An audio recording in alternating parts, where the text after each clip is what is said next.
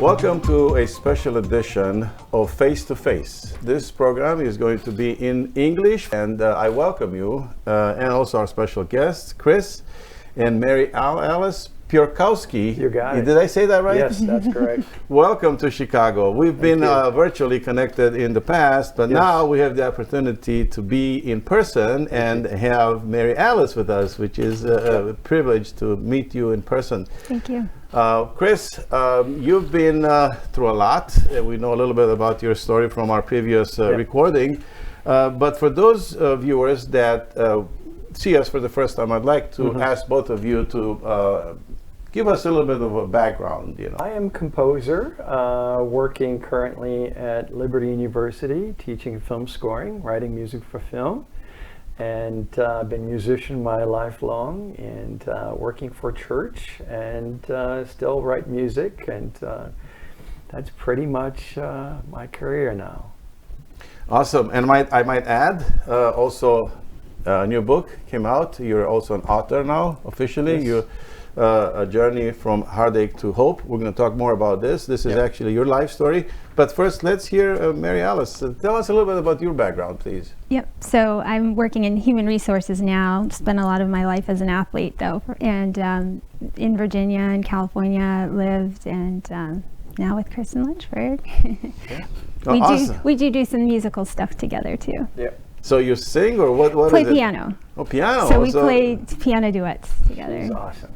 Incredible how God arranges things. So, Chris, you've been a child prodigy, musician. You came originally from Poland. I was born in there, grew up in Germany, Berlin. Yeah, tell us about that. Tell us a little bit about your childhood. Yeah, my grandma's side of the family was born in Germany. So my brother lives in Berlin. He is actually in the medical field, supervise different hospitals, and he's still living in there, and became German citizen. And I decided to, at that time in 2002, move to United States from that time with Lisa at that time, just to kind of continue her journey on recovering after this surgery of brain cancer that she experienced in Berlin, which was performed in an excellent way. I hate to take you back that far, but I have to, because that's really the substance of your story.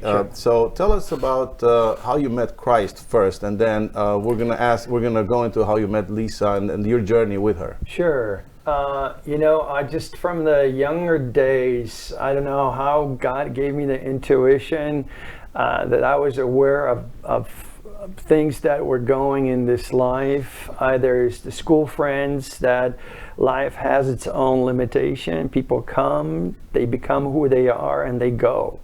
And I was kind of, my 6-7 years, I was just looking at those elements in life, and I was intrigued by how life works. Later on, when I was a teenager, I was so curious about different cultures and different countries. Are they the same?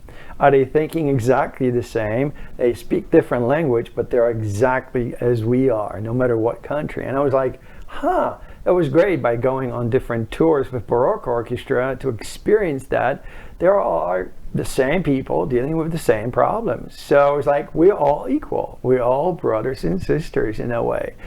And, my parents were Catholic, so of course I started my journey going to Catholic church, being, altar boy, and enjoying the time. And I thought, I'm serving Christ through serving as altar boy in a church, singing and pouring wine, assisting the priest during the church service.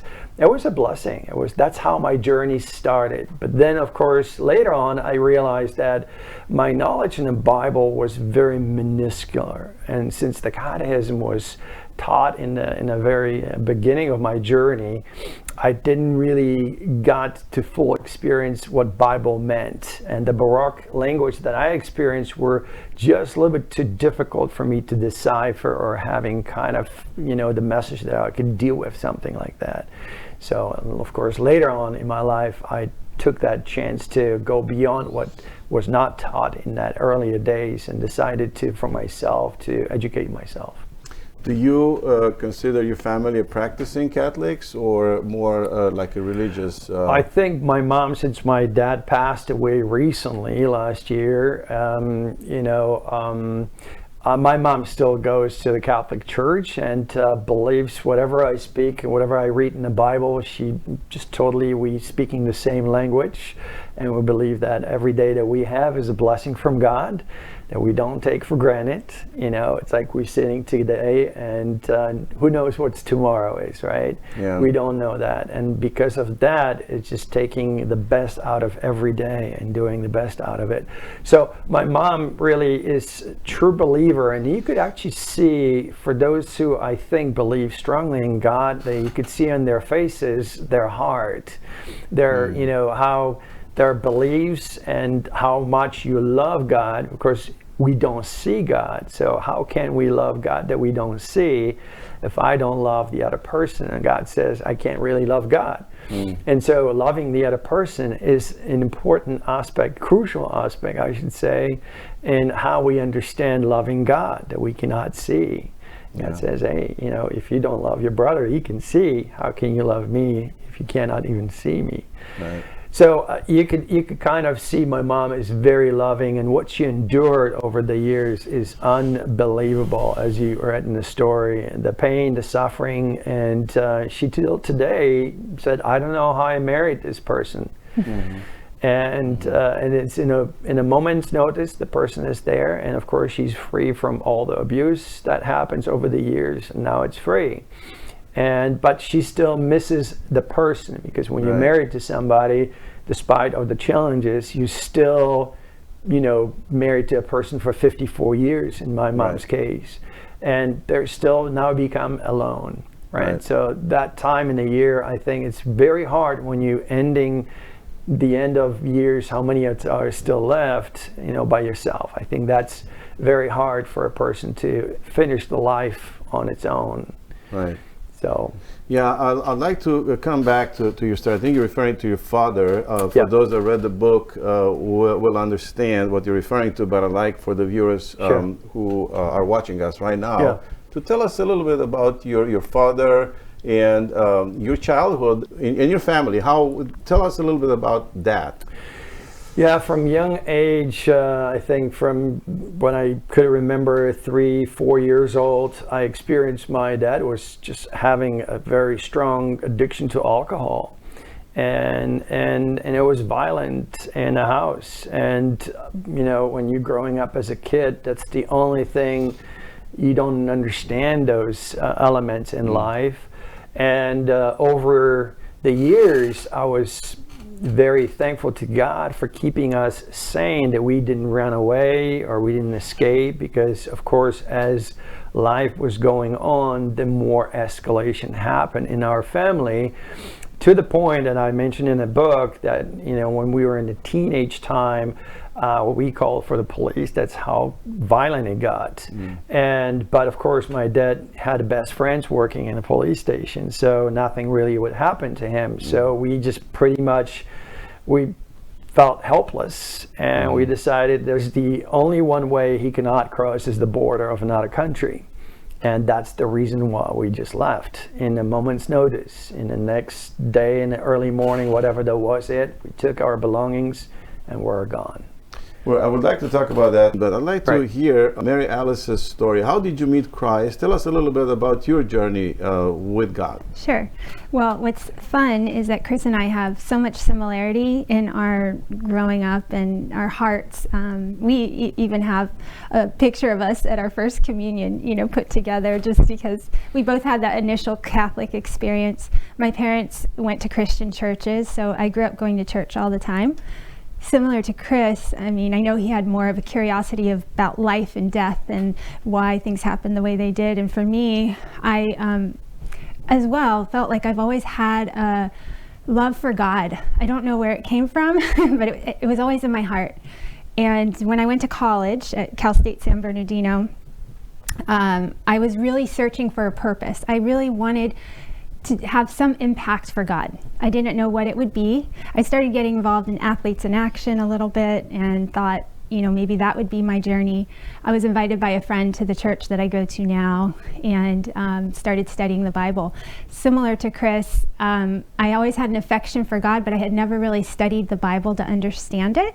I would read the Psalms for comfort, but that was about all I knew. So going into a deeper Bible study, I'm making a decision to apply it to my life, and make changes in my life that I had never really made before. Even though I believed in God and had Him in my life, I really had never changed my life for Him. And so it really, in college, my first year doing these Bible studies helped me to see what I didn't know, and I wanted more of that. And the calling for me at that time was to help other people know God. And as this is the same calling today. But to me, the church we were going to at the time, and that I still go to, but really had an outward focus of helping people to follow Jesus, know the Bible, know Jesus, and live for Him. And honestly, I felt like I'd never experienced that before. I felt like Christianity, even though I grew up loving God and going to church, was a little hypocritical, because I felt like we would go to church on Sunday, we'd hear these messages, but then we'd come home. And even as a kid, I can remember telling my dad, didn't you hear what the pastor said today? Like, aren't we supposed to be living differently? So I feel like I've always had a searching for truth and something purpose for God. And in college is when I finally felt like I found it through the scriptures in the church. It's very interesting because, we have that inner natural calling to search for God and live with God, but people ignore sometimes.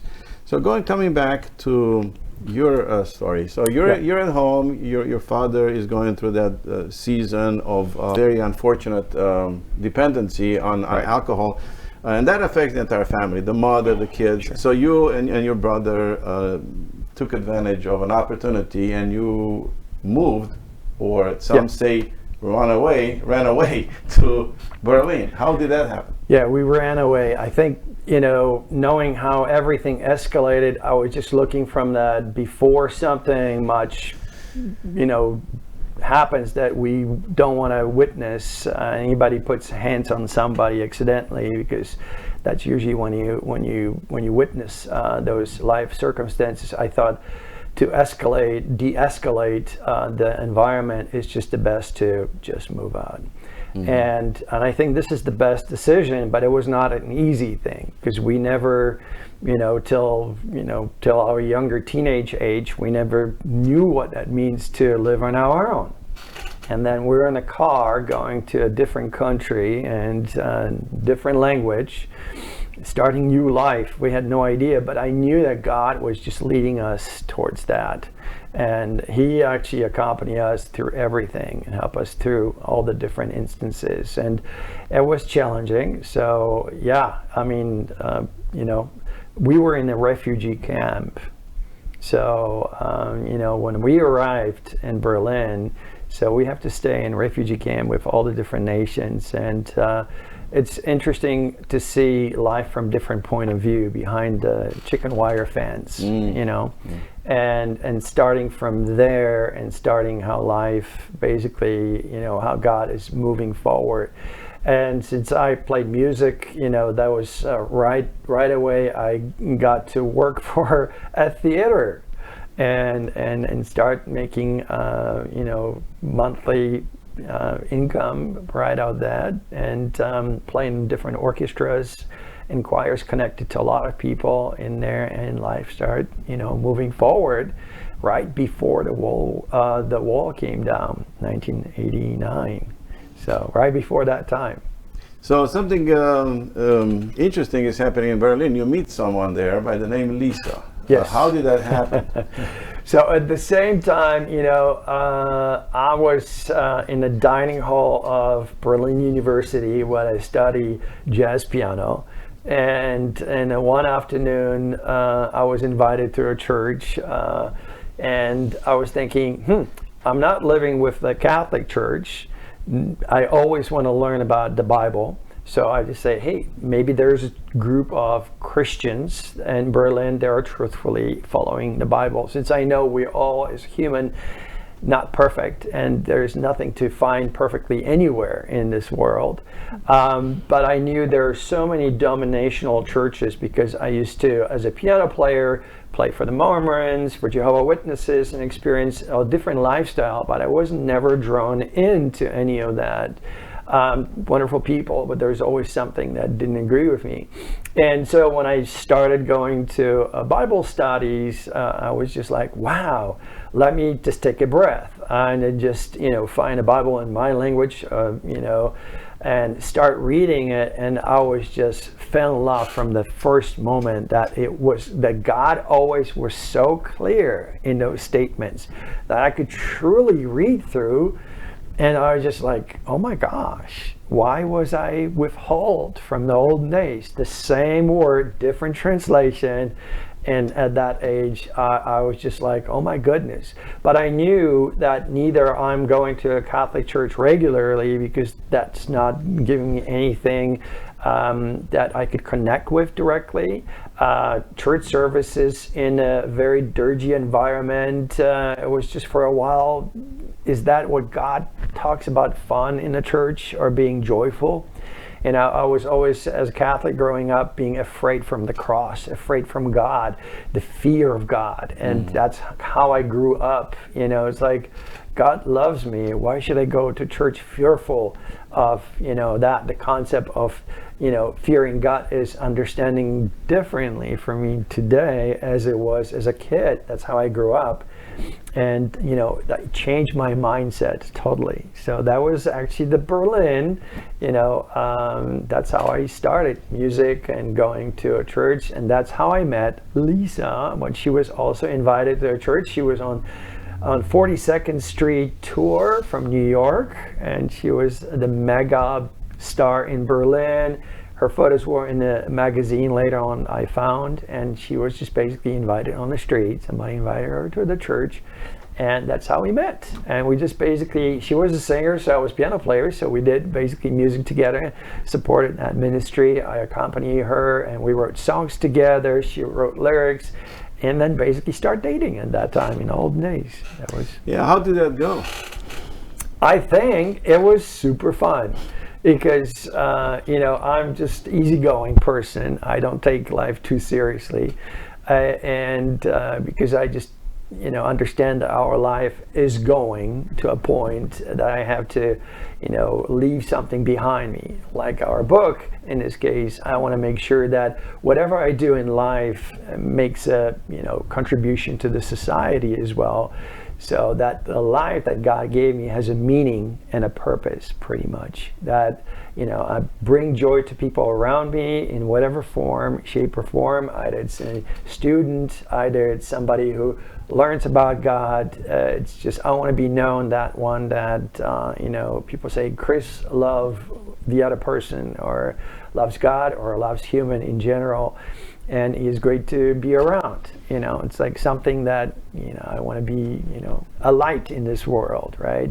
And as we start dating at that younger age, Lisa was 10 years older than I, but somehow she was still looking young, and maybe I was looking older in my end 30s, and so there was not huge difference in our age from outside. But I think we just basically understood that the purpose of our relationship is God, is glorifying God through what we do, and that expressing through music, and we connected. And, and there was one day that she revealed that she had a brain tumor. And you were dating at that time, yes. And you were not yet married.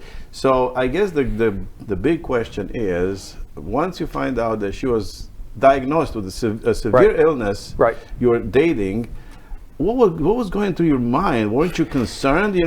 What am I gonna do? I just decided, like, wow, this sister in Christ, because I look at that sister as a person that I want to support and pray together, that has a beautiful heart. And Lisa could love, like, I was always enchanted how much she loved humans. And it was inspiration for me. I was like, I could learn from her so much. And so when she mentioned that, she suffered from that, I thought, well, we have a big God. He can heal anybody. My faith in that moment was not necessary, oh my gosh, I can't date you in my heart. No, I didn't even flinched, so to say, on that area. And I said, whatever it is, I'm just totally believing that God can heal you, and I'm not gonna even doubt in any form whatsoever. And just basically, as the message arrived in my heart and my head, I just basically say, okay, I was not shocked in a sense or sad for her, but I said, no problem, no worries. Innocent faith. That's right. Innocent faith. Now you know the story now. How does that affect you? Does it affect you in any way? What is the lesson you're learning from Chris's journey? Just who he is as a man. I think we've talked about this often. Some people, even married, finding out that a spouse has a severe illness, don't want to stay married. The fact that he, just in his faith in God, and he felt like, I think it was his calling somehow that he was being called to take care of her. And knowing obviously now the number of years, the amount of money spent, the hustle, a lot on his own. He didn't have family here, and even though the church was around, it's difficult, I think, for people to interact with really sick people. You don't know how to handle that. So he did so much on his own. So I just respect him as a man in the way that he took care of Lisa, and it doesn't affect me at all. I think especially now because of the book, it was just that journey that he was on while I was on my journey, and now brought together to bring God's message together. So I'm inspired by him. Awesome. So Chris, you were dating at the time when you found out that Lisa was diagnosed with brain cancer. Yep. And you were believing God to heal her. Yes. But time went by, 1 year went by, 20 years went by, and that didn't happen. But during that process, you've been very faithful, and during that process, you married her. So talk about that. What was on your mind? What were you thinking? Right. Well, I know. It's like, who are you? Why would you do that? When you start dating, of course, you develop friendship. The friendship grows in and becomes deeper, and then you you enter a bond. It's not a marital bond, but it's a friendship bond that you experience in a pure Christian relationship that is different than we have normally in the world.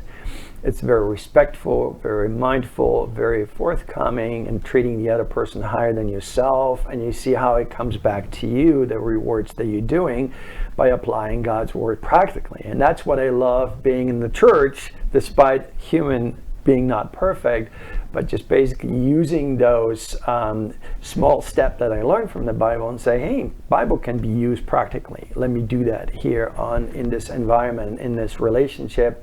And human can be so selfish, on self-focus, and help me to learn, focus on the other person. What can I do for her? How can I serve? How can I make her life better? Well, between all those events that happens before we got married, of course, she collapsed on the stage. That the tumor, it had to get out.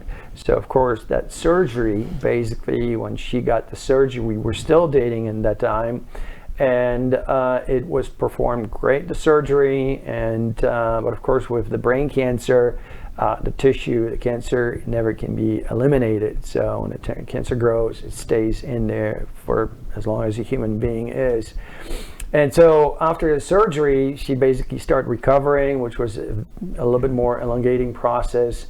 And I thought, wow, our friendship was developed in a very strong, advanced state. And I thought, I need to take a step forward with that, because I felt like if there's one person that could help her out, and I didn't have a heart to just basically say, okay, you've got your surgery, this life goes in a different direction, I just basically gonna walk away. I couldn't bring over my heart, so I decided to move even further. And I said, what that means further, basically take care and basically ask her to be my girlfriend in that stage. And then I proposed to marry me. And then, of course, marrying. We went to New York. She was still in a hospital. So I had to even, take her on a very, challenging flight from Berlin to New York City and go to the city court and get married, and came back for another treatment that she was in the hospital.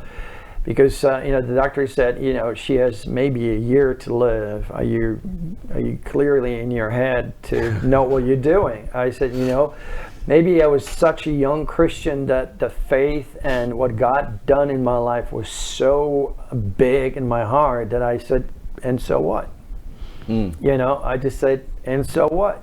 I felt so strong in that moment, not as strong as prideful, but so strong in beliefs that God can heal that person, because whenever there is love, it covers multitudes of everything, right?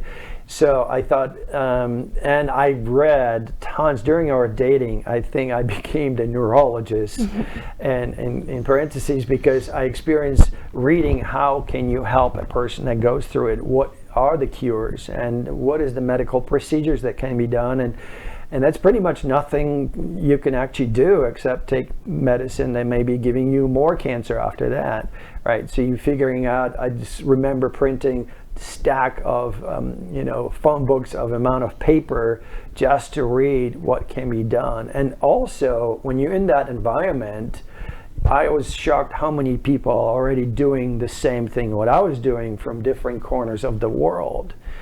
And it became like I was aware how many people become sick with brain cancer. It's an astonishing number of people. It's like we're fighting a war against cancer. The question that comes to mind is, how did you manage emotionally and financially going through that season of your life for a long time? Wow, how do I answer that question? I just, when you're in that, in a mission of saving somebody's life and you committed to it. And for me, marriage is a sacred institution. And, when I decided to enter that challenging aspect, which probably many people would say, oh, that's not for me at all. I might be totally, something is not quite there in my head. But I just basically said, I have to provide for this woman. I have to be all the way through. And, and I saw her growing in the environment that she was in, bringing her joy and making day better, improving her days. And how God worked through all the different environments. I worked in so many different areas just to provide for her. We sometimes had a fundraiser. When we came to Colorado, I started working for a church as a worship director. At that time, neither I could have a health insurance, neither Lisa could have a health insurance. And so the MRI that she could have in a year were about $20,000 that I had to come up with first time. So there were the cost. And so so as soon as I start working for a church, and we kind of rolled in step by step in the programs of the hospital, and just at that time was very hard. And then I start working as a music director in a school, in a charter school, and so I had multiple jobs in Denver and outside in Denver, an hour to drive. So I was pretty much working. Then I had in my house a music school, so I was for the church. I had my own music school, and I was working in a charter school. So I think I just spread my wings, and I had my recording studio in a house. So I think I just maximized my ability to provide, because Lisa mostly, she started trying to work a little bit, but her part-time she couldn't do, just for the sake of trying to do something. When you think like you're cancer free, can I start living normal life? And I remember the first time when I saw her driving car, it was mind-boggling. So I remember in Berlin, she couldn't be on her own driving a bus, despite even standing. And there was time in it when I just saw her driving a car, I was totally perplexed how somebody, even despite of that, she was a tough cookie. You know, former Miss Colorado, so she had a lot of success in life, and very strong body since she was a dancer. But you know, whenever something happens in the brain, it's gonna so affect the entire organism, because that, you know, all the different commands that we are just basically, our life happens from the brain and from the head area. And so when everything is affected, memory. And so I had to also learn how to live with somebody that loses memory, that didn't remember yesterday what she said. And it's in a relationship that's very challenging, because, you know, when you have somebody that, you know, even having, you know, I'm so blessed that we could have a normal discussion. When I remember first time when we met, I could see her, you know, holding her hand. She was not limping, because Lisa had a small incident. She fell as she was trying to work on different environment and hurt her back. And then on top of that, brain surgery, you know, things medically start popping up from all the different areas. And, you know, seeing Mary Alice walking straight forward like a healthy human, that for me was totally out of, I never could experience that. You know, when you witness, when you accompany somebody, you know, that you love, and then it becomes worse and worse and worse. And then, you know, you have to accept what God is. And then you truly know that only God has everything in hand with a human being. There's no other way to explain everything. And there's some, of course, mystery to everything in life that we fully don't understand why God made all the things happen that we have around us. So I'm gonna ask, we take a short break, and then we'll come back, and we're gonna ask Mary Alice to share with us how you met and a little bit about your journey together. So let's take this short break. We'll be right back.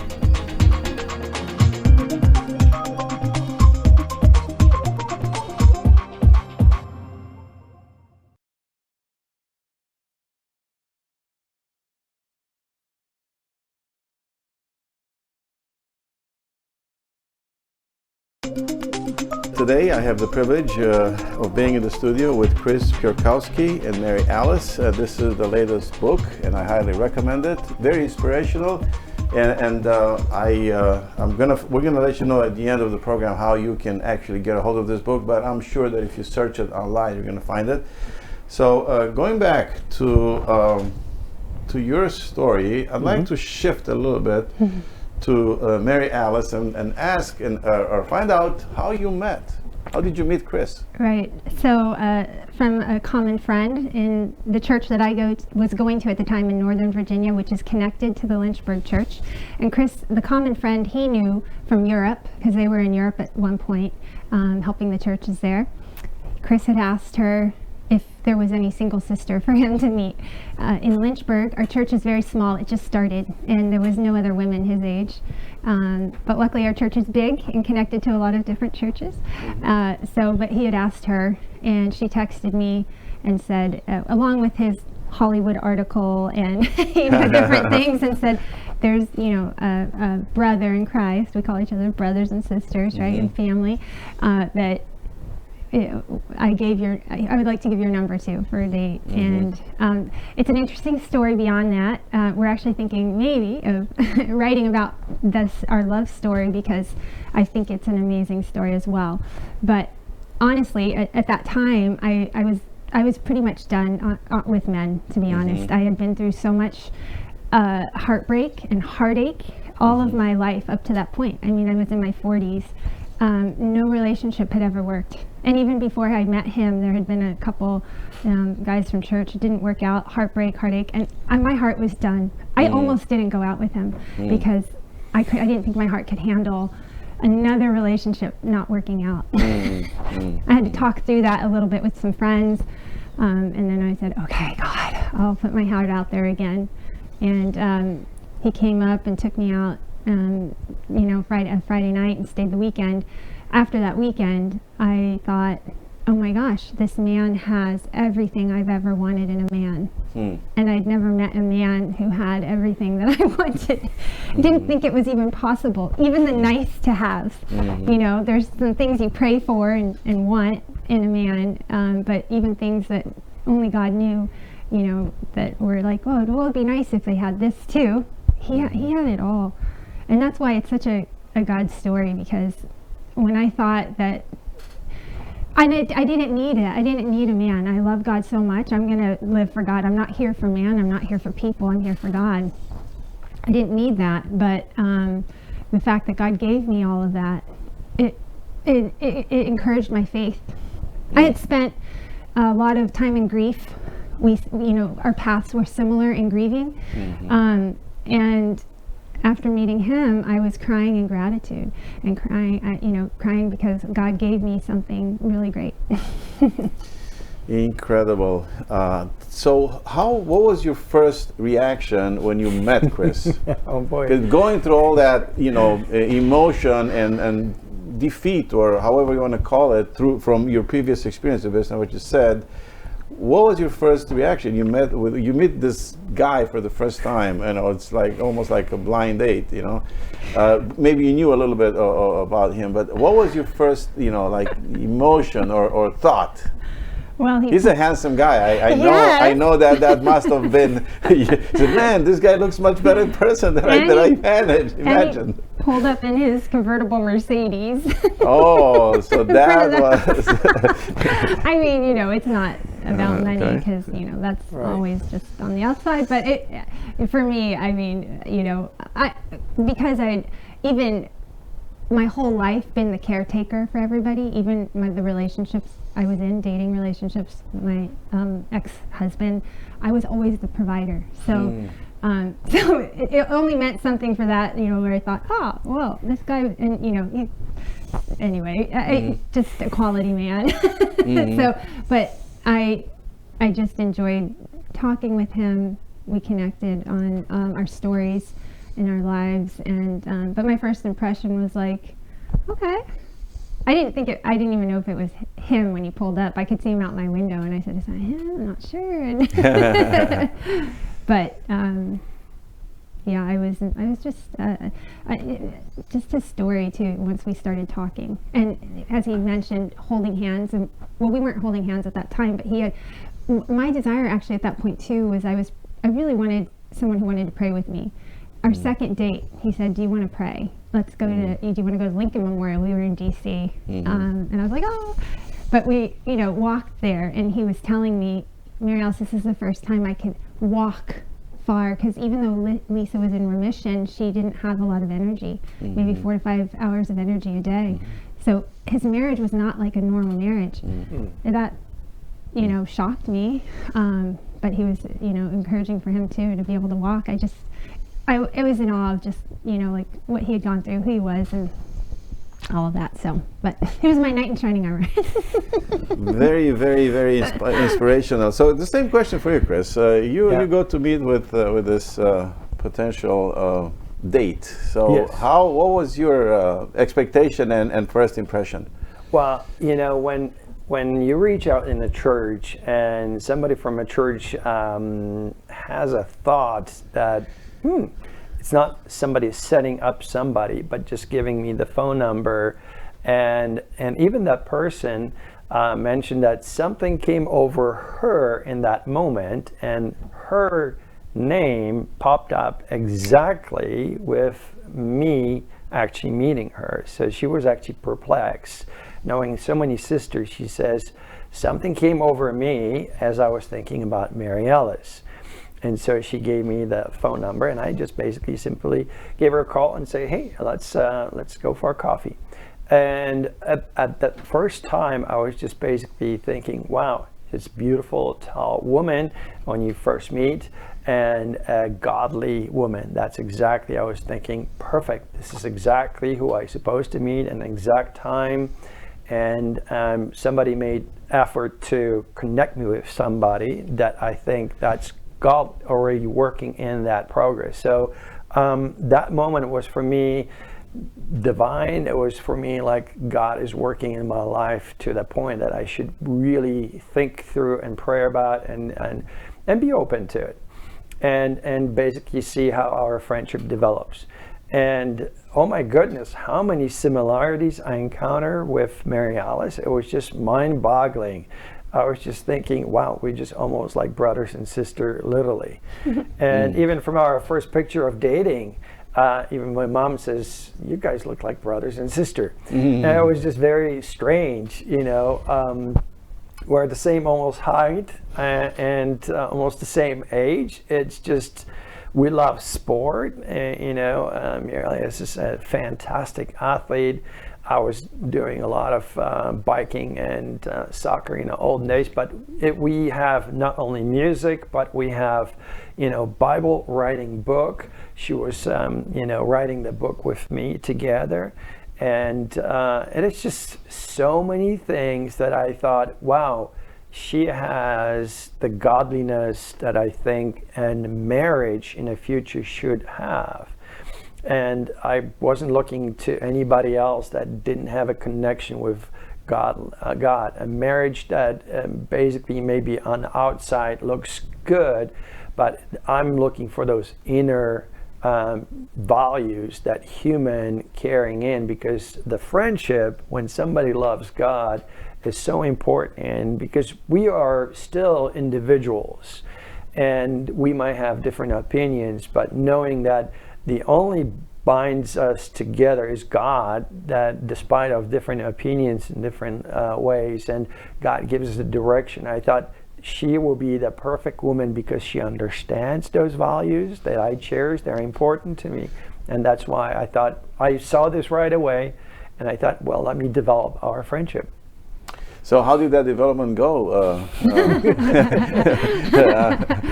Mary Alice? Right. So the last day we were together, we were at Starbucks, and he was heading back to Lynchburg. It's 3 hours from where I live, south.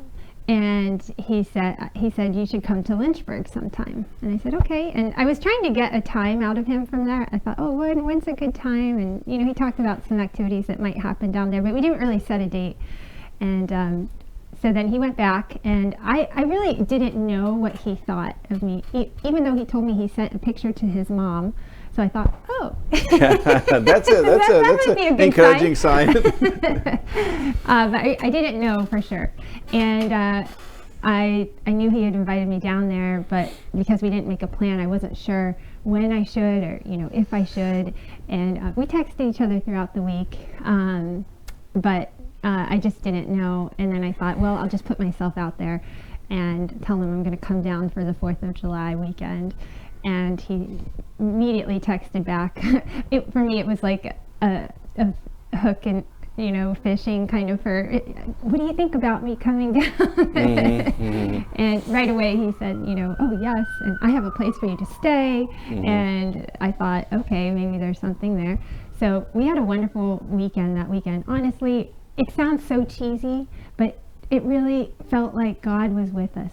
It felt like all of nature was singing. Everything we did, I don't mean to sound so cheesy, but it really felt that way. It was just, the weekend was beautiful. We had time at the lake, it was beautiful. We had great sunsets, sunrises. And, but, so I was gonna leave, I think Tuesday. Monday was the 4th of July. So Monday would be our last day together. And I prayed Sunday night, because even then still I didn't know what he was thinking. And I was finally at a place, you know, where I said, okay, God, if this is not gonna work, all right, even though I this is it. I didn't want to go through it again, though, you know, but I said, okay, Lord, just give me a sign, just let me know, is he interested or not, and if he's not, amen, and if he is, okay. And then, you know, Monday was the 4th of July, and that's when he asked me to be his girlfriend, so, which was great, because I really felt like there was so much I respected about him and was ready to just, I wanted to tell him all these things, but because I felt like we should be dating for me to tell him some of the things I wanted to tell him. So when he asked me, it was just great. That was a beautiful night. So I'm going to fast forward. You asked her to date, and obviously the dating began. Yes. When was the big day when you said, hey, this is the girl, I really you know, want to do life with her? Well, you know, we went through so much. When you start dating, what any of your friends can say that they wrote a book since they started dating. I mean, when we started dating, we were working on that almost like every other day. We wrote that story together. And so therefore God brought us so much together because I knew her story. I could go through her pains and sufferings, and my heart connected so on a deeper level. And I just realized, wow, she's the one, and God is really making that so clear. And, you know, I proposed to her during the New Year's Eve in the same house that she was staying, my friend's house, another professor, that my colleague from Liberty University.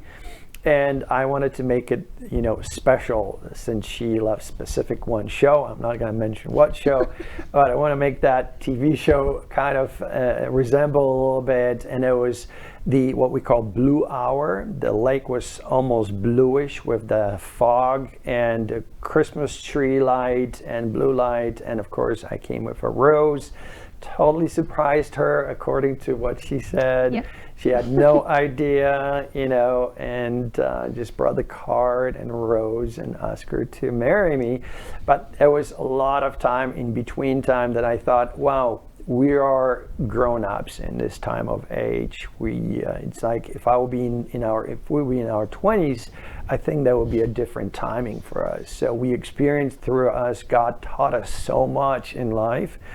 I think we were in a different place to make this relationship move forward, and we both, I thought it was going in a, you know, God just blessed us and couldn't be happier with, you know, and that we both connected our stories, our hearts, and how God uses in our ministry and how He continues to do that.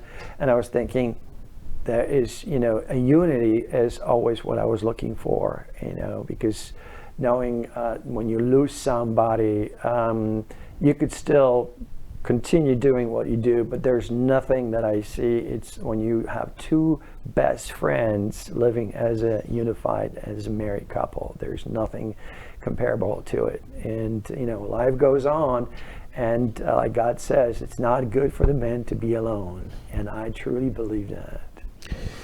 You've gone through a lot, both Yes. of you, from what I hear. So I'd like for this program to be inspirational Yes. and encouraging for those that are watching it. So we're going to go back just a little bit, just because some people may be facing situations or crises that are at the point of no return. So I'd like to ask you, if you ever reach that point of no return, meaning going through all the therapy that Lisa was going through her death, did you ever at that time feel like, I can't take this anymore? I'm at the end of my energy, my strength, physical, emotional, mental is exhausted. I don't know why God is putting me through this. Maybe some people are at that moment right now, and they're losing hope completely. Your story proves that there is a happy ending. Right. But let's go retroactive and be real. Right. You know, did you ever, when you were going through the storm, feel, I can't take this anymore? Oh yeah, I mean, at the time when Lisa was rapidly changing in her health, that prognosis were, even when we went to the Duke University for second opinion, we sort of, you know, got from the doctors that this could be it. But I think in the moment when I remember she was in the hospice, but still staying in the house, and she couldn't stand up from the bed, and she was so fragile. In that moment, I felt so helpless. I was like, there's nothing I can do to make that better. And that was so hard for me, because I always thought, you know, I could do it. But at that moment, I just knew that her life was slipping out and I couldn't hold it. I just had to, you know, agree with God and say, hey, this is out of my control. And, you know, we asked her mom to be a little bit more support in staying, since I had to go to teach classes in university. somebody had to stay at home. That became really, really challenging. I had to, make the staircase in our house barricade so she wouldn't fall, or she could actually fall because of her condition. And so it was very challenging to go teach the classes and knowing that somebody's at home that needs 24/7 care and needs that students would need me, and so my wife would need me.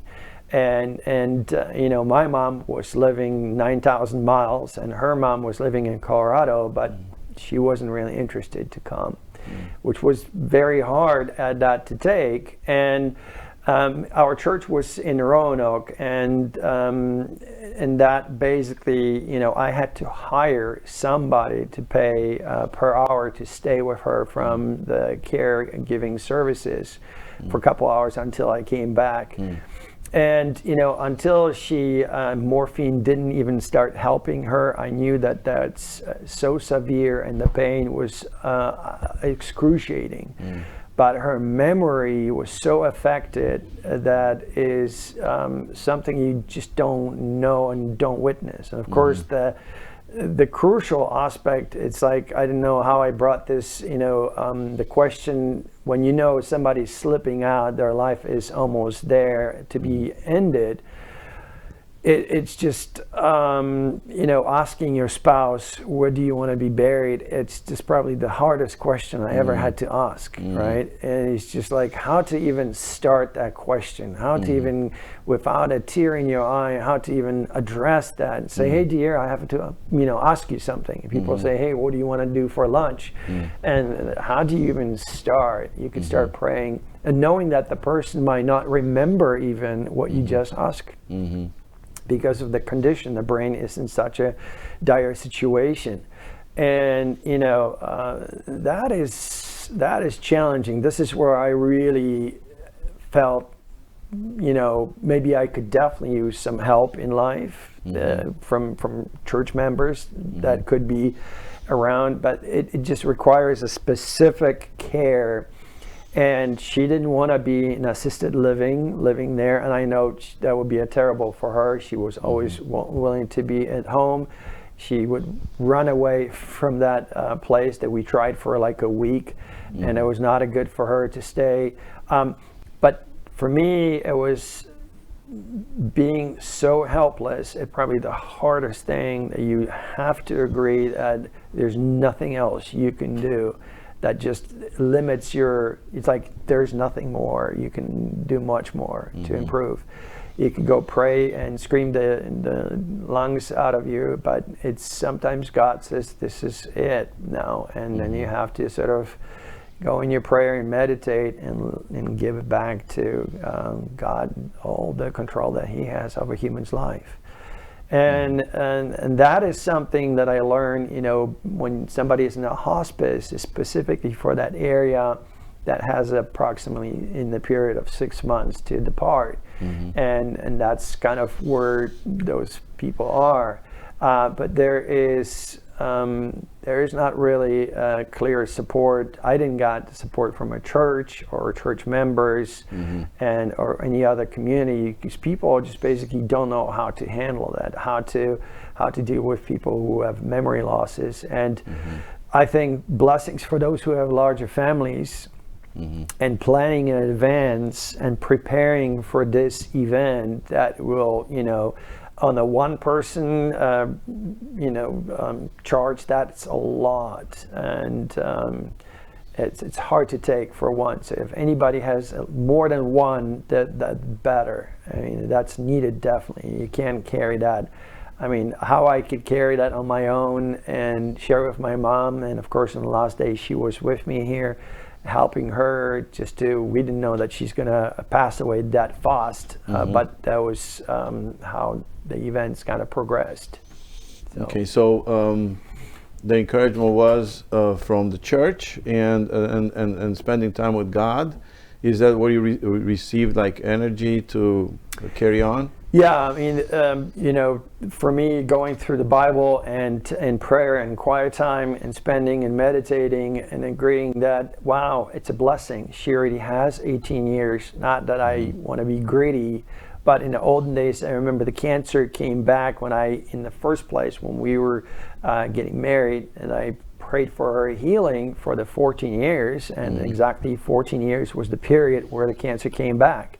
So I thought maybe I should be greedy and pray for longer, and then God maybe gave her a little bit more longer. But I thought in all of that, you know, the day that she passed away, our anniversary was 18 years on October 12, 2018, and she passed away on October 13th.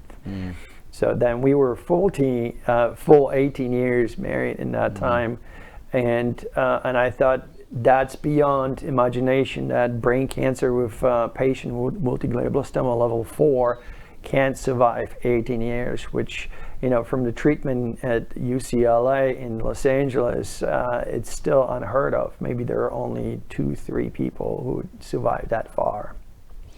It's amazing. I'd like to ask you, Mary Alice, to tell us how people can get a hold of this book. Sure. It's available online at Amazon or Barnes & Noble. I think there's some other online bookstores if you Google it, but mainly Amazon and Barnes & Noble. Okay, any words of encouragement in the last moments, Chris? We are launching our website, Journey from Heartache to Hope Ministry. It's going to be associated with that, hopefully provide a lot of content for future viewers who basically might have a question. They could reach us through the website, and there's maybe 1 or 2 things that are going to change somebody else's perception and gives them hope. Thank you so much for being on the program today, Chris and Mary Alice. It's been very inspirational and interesting, the way God had provided and helped you throughout your experiences. Both of you had very interesting backgrounds. The name of the book is Journey from Heartland to Hope, and has God tested your faith yet? And if it did, I encourage that you read this book, be inspired, and go to the website, and God will inspire you and help you no matter what you're dealing with, what you're going through. He has the answer for you. And as you see right here in this story, there's a happy ending. It's so good when you see God at work. And in the midst of the storm, you may not see it, but God is still in control no matter what's going on through life. So thank you again. Thank you for watching. See you next time. God bless you.